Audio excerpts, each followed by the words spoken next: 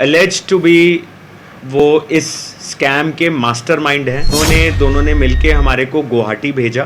Bedsheet, mosquito nets, blankets, इस तरीके का टेंडर है लगभग 250 करोड़ का। हमारे से 85,40,000 रुपए सिक्योरिटी डिपॉजिट के नाम पे लिए गए। आप मेरा कुछ नहीं बिगाड़ सकते क्योंकि मैंने ऊपर तक लोगों को मैनेज कर रखा है कि अपने पैसे को रिकवर करने के लिए हम जैसे लोगों का अर्जुन मेहता ने शिकार बनाया। अगर आप लोगों को पता था और आप खुद इस स्कैम का हिस्सा हो तो आपने हम जैसे लोगों को क्यों फंसाया? सरकार से मेरा, डीसीपी क्राइम नोएडा से मेरा बार बार मेरा यही निवेदन है कि अर्जुन मेहता और अमित जलाली को तुरंत अरेस्ट करा जाए ताकि वो लोग इस तरीके की ठगी औरों के साथ ना कर सके। मेरा नाम सनी बरेजा है और मैं प्रोंटास्टिक आईटी सर्विसेज प्राइवेट लिमिटेड में एक शेयर होल्डर हूँ। सर, आपकी कंपनी क्या करती है? बेसिकली हम लोग आईटी और नॉन आईटी के टेंडर्स जो हैं वो करते हैं। सर, अभी जो हाल ही में एक स्कैम हुआ है जिसमें कहीं ना कहीं आप लोगों को ऐसा लगता है कि ये बहुत गलत है, जिसमें आप लोग भी कहीं ना कहीं प्रताड़ित हैं एक तरह से, इसके बारे में कुछ बताइए।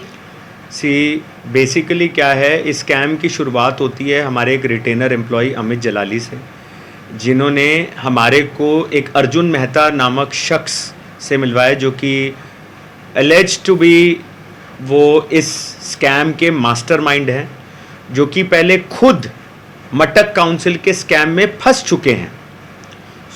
बेसिकली उन दोनों ने मिलके हमारे को गुवाहाटी भेजा, जहाँ पे हमारे को ये बोला गया कि एक सप्लाईज़ का बेडशीट, मॉस्किटो नेट्स, ब्लैंकेट्स, इस तरीके का टेंडर है लगभग 250 करोड़ का। और वहाँ पे हमारे को जाकिर नामक शख्स मिलते हैं जो कि इस समय आज से 2 दिन पहले ही अरेस्ट हुए हैं। वो लेके गए हमारे को मिनिस्टर्स होम पे, जबकि बाद में हमारे को पता चला कि मिनिस्टर साहब तो घर में थे नहीं। तो उस चीज़ का फ़ायदा उठाते हुए बीजेपी एससी मोर्चा के जो एक्स सेक्रेटरी थे असीम दास, उन्होंने, जो कि बाद में सस्पेंड भी हुए ये स्कैम खुलने के बाद और जो खुद अरेस्टेड हैं, वो और बिरिंची बोरोकोती जो कि अपने आप को बीएन शर्मा नामक जॉइंट सेक्रेटरी बोलते थे, और एक उन्होंने भाड़े का कोई पीए भी ले रखा था, वो तीनों ने मिल के हमारे को इस टेंडर के बारे में बताया मिनिस्टर्स होम में। उसके बाद हमारे को जाकिर हुसैन द्वारा सेक्रेटेरिएट में लेके जाता है, तो वहाँ पे कोई क्लर्क ने उनको खाली वक्त देख के जो है सेक्रेटेरिएट के अंदर हमारे को कॉन्फ्रेंस हॉल में बिठाया गया, जहाँ पे हमारा परचेज ऑर्डर साइन हुआ और हमारे से 85,40,000 रुपए सिक्योरिटी डिपॉजिट के नाम पे लिए गए, जिसमें से लगभग 80 लाख रुपए एजी वर्टेक्स प्राइवेट लिमिटेड जो कि अर्जुन मेहता की कंपनी है उसके अंदर अभी भी डिपॉजिटेड हैं। इस पर्टिकुलर स्कैम के अंदर असीम दास, बीएन शर्मा जो जिनका एक्चुअल नेम बिरिंची बोरोकोटी है, देवा प्रकाश भगवती जिनकी गाड़ी में हमारे को मिनिस्टर्स होम और सेक्रेटेरिएट लेके जाता था क्योंकि वहाँ पे उनका पास बना हुआ था वो, और साथ साथ में जाकिर हुसैन, निरंजन दास जो कि ब्रोकर थे, और उनके अलावा 2-3 लोग और भी अरेस्ट हुए हैं। लेकिन नोएडा में जो मेन मास्टरमाइंड बैठा हुआ है स्कैम का, अर्जुन मेहता और अमित जलाली, जिन्होंने कन्विंस करके हमारे को गुवाहाटी भेजा था, वो अभी तक भी बाहर हैं और उनके खिलाफ कोई भी एक्शन नहीं लिया। देखिए, जब हमने वहां पे माल सप्लाई करा तो वो जो वेयर हाउस था वो फेक था, तो लगभग तब हमें 80% तक कंफर्म हो गया था कि हमारे साथ स्कैम हो रहा है, क्योंकि एक मछियारे के नाम पे जो है वो वेयर हाउस 3 दिन पहले लिया गया था, जो कि हमने बाद में पता लगा। और AWDC के डिपार्टमेंट में जब सेक्रेटेरिएट के अंदर पता लगवाया ऑर्डर नंबर के नाम पे, क्योंकि हम लोग बार बार पूछा करते थे कि ई टेंडरिंग के थ्रू ऑर्डर्स आते हैं तो आप लोगों के यहाँ फिजिकल टेंडर कैसे निकल रहे हैं, तो उन्होंने बोला कि आदिवासी काउंसिल का है, पिछड़ा हुआ इलाका है, तो इस तरीके की बात करके हमारे को फिजिकल टेंडर के नाम पे ये वाला फेक वर्क ऑर्डर दिया गया। और ये दोनों चीज़ों के बाद हमें पता चला, लेकिन उस समय हमारे पास ज़्यादा एविडेंसेस नहीं थे, तो हमने अपने एविडेंसेस कलेक्ट करे और उसके बाद फिर हमने FIR कुछ दिनों में लॉन्च करी और मैं धन्यवाद करता हूं डीसीपी क्राइम का, जिन्होंने तुरंत ही 3 दिन के अंदर सबको अरेस्ट कर लिया। असम में लगभग जितने भी लोग इन्वॉल्व थे, जो कि हमारे साथ ही नहीं, ये स्कैम खाली हमारा नहीं, ये 500 करोड़ से ऊपर का स्कैम है, जिसमें मोरफू एक्सपोर्ट्स, ललित पारेख, मटक काउंसिल में जो एक सबरवाल साहब हैं, ऐसे बतेरे लोगों की ठगी करी गई है 500 करोड़ से ऊपर तक की। कुछ लोग, एक बंदे ने परेशान होकर सुसाइड भी कर लिया है, और 2 लोग बिल्कुल पागल हो चुके क्योंकि उनका सारा का सारा बिजनेस खराब हो चुका है, जो कि हमें पता चला। कितने लोगों को अरेस्ट कर चुकी है अभी तक पुलिस? मेरी जानकारी में लगभग 8 से 9 लोगों को, जो असम में बैठे हुए थे, उनके खिलाफ तुरंत एक्शन हुआ। लेकिन अर्जुन मेहता, जो कि आज भी हमारे को ये बोलते रहते हैं कि आप मेरा कुछ नहीं बिगाड़ सकते, क्योंकि मैंने ऊपर तक लोगों को मैनेज कर रखा है। हालांकि हमारे को अभी तक ऐसा नहीं लग रहा, क्योंकि सब लोग हमारे को सपोर्ट करके धीरे धीरे अरेस्ट कर रहे हैं, लेकिन उनके केस में क्या हो रहा है वो हमारे को समझ में नहीं आ रहा कि अमित जलाली और अर्जुन मेहता अभी तक अरेस्टेड क्यों नहीं है। अर्जुन मेहता का इस केस में क्या इन्वॉल्व है? केस होने के बाद खुला चैलेंज कर रहे हैं। बेसिकली क्या है, अर्जुन मेहता पहले खुद मटक काउंसिल के स्कैम में फंस चुके हैं, और बाद में उन्होंने इस फर्जीवाड़ा का, इस गैंग का हिस्सा बन गए हैं, और यहां से, नोएडा से, दिल्ली से हम जैसे इनोसेंट बिजनेसमैन को वहां पे भेजा करते हैं। उन्होंने ही हमारे को इस टेंडर के बारे में बताया, और सिक्योरिटी डिपॉजिट के नाम पे अपने अकाउंट में पैसे लिए उन्होंने, और उसके बाद वहां पे ये बोला गया, जब हम सेक्रेटेरिएट में बैठे हुए थे, तो जो फेक जॉइंट सेक्रेटरी हैं उनसे भी बात करी, और वहां पे ये बोला फेक जॉइंट सेक्रेटरी ने, बीएन शर्मा जी ने, कि जब हमारा ये टेंडर हो रहा था, तो जो फेक टेंडर है एक्चुअली, कि अर्जुन जी हम आपकी बात को कैसे टाल सकते हैं, और बहुत सारी चीजें बोली गई। वहां पे जाकिर हुसैन, अशीम दास से उनकी रेगुलर बात हुआ करती थी, और मेजरली जो अर्जुन मेहता और अमित जलाली का जो रोल है, ये जितने भी स्कैमस्टर्स हैं उन्होंने पूरे इंडिया में अपना जाल फैला रखा है, जो कि यहाँ पे हमारे लोकल परिचित लोग इसका हिस्सा है, जो कि यहाँ से लोगों को भेजा करते हैं। लेकिन सबसे बड़ा आश्चर्य तब हुआ जब हमें बाद में पता चलता है कि अपने पैसे को रिकवर करने के लिए हम जैसे लोगों का अर्जुन मेहता ने शिकार बनाया। और अब जब पता चला, तो मेरे को मेरे सोर्सेज से पता चला कि वो ये कह रहे हैं कि मैं इसका पार्ट नहीं था, और ये नहीं था, वो नहीं था। जय भाई, अगर आप लोगों को पता था और आप खुद स्कैम का हिस्सा हो, तो आपने हम जैसे लोगों को क्यों फंसाया? वो इसलिए क्योंकि अब आपको एक आसान रास्ता मिल गया, और आपने सोचा कि यहां पे लोगों को पता नहीं है, इसलिए उनको ठगी कर करके वहां पे भेजा जाए। मास्टरमाइंड किसको मानते हैं? आपको क्या लगता है इस पूरे स्कैम का मास्टरमाइंड कौन है? देखिए, जहां तक मुझे लगता है कि देवा प्रकाश भगवती और अर्जुन मेहता ये इसके किंग पिन है। ठीक है, देवा प्रकाश भगवती की गाड़ी में, हालांकि वो सामने बहुत कम आया करते थे, उनकी गाड़ी में हम लोगों को ले जाया जाता था मिनिस्टर्स होम और सेक्रेटेरिएट के अंदर, और इधर से अर्जुन मेहता पूरा का पूरा प्लानिंग करके यहां से चीजों को मैनेज करते थे।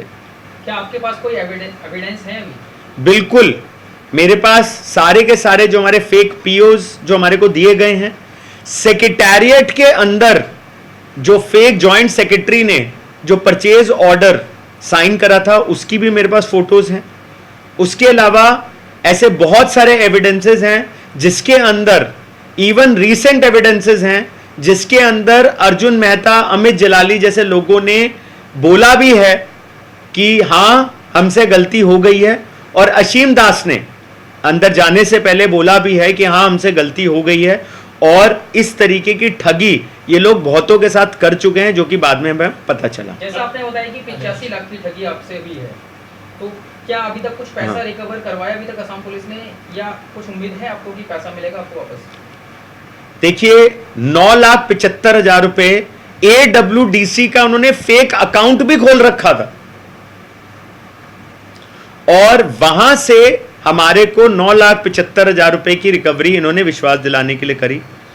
अशीम दास के अकाउंट से एएस एसोसिएट, जिसके अंदर हमने पैसे जमा भी करवाए थे, वहां से 4,75,000 आए और उसके अलावा अभी तक कोई रिकवरी नहीं आई है। लेकिन हमारे को पूरा विश्वास है डीसीपी क्राइम पे कि वो जो है तुरंत इस पे एक्शन लेंगे। अभी सिर्फ आश्चर्य यही है कि जो इस क्राइम का एलिज्ड मास्टरमाइंड है अर्जुन मेहता, वो अभी तक क्यों नहीं अरेस्ट हुआ है। बेसिकली तमाम बड़ी गिरफ्तारियां हो चुकी हैं इस केस में, और आखिर दिक्कत कहाँ आ रही है, आप आगे क्या चाहते क्या है? मेरा सरकार से, मेरा डीसीपी क्राइम नोएडा से मेरा बार बार मेरा यही निवेदन है कि अर्जुन मेहता और अमित जलाली को तुरंत अरेस्ट करा जाए, ताकि वो लोग इस तरीके की ठगी औरों के साथ ना कर सकें और हमारा पैसा रिकवर करने में सरकार हमारे को हमारी मदद करे। इस तरीके के जालसाज जो है वो जब तक बाहर रहेंगे तो सोसाइटी के लिए और हम जैसे बिजनेसमैन के लिए गलत ही है, क्योंकि वो औरों के साथ भी ठगी कर सकते हैं। सर, नोएडा पुलिस का हस्तक्षेप अभी तक इस केस में हुआ कि नहीं?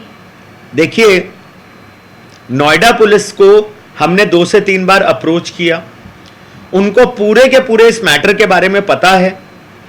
जब भी हम जाते हैं तो वो हमारे को यही बोल के वापस भेज दिया जाता है कि हमारे को असम से कोई इंस्ट्रक्शंस नहीं मिली हैं और जो एलिज्ड मास्टरमाइंड इसके अर्जुन मेहता हैं, वो बार बार मेरे साथियों को बार बार यही बोलते हैं कि तुम हमारा कुछ नहीं बिगाड़ सकते, हमने ऊपर तक चीज़ें मैनेज कर रखी हैं, जिसकी वजह से अभी तक मेरे को और अमित जलाली को अरेस्ट नहीं करा गया।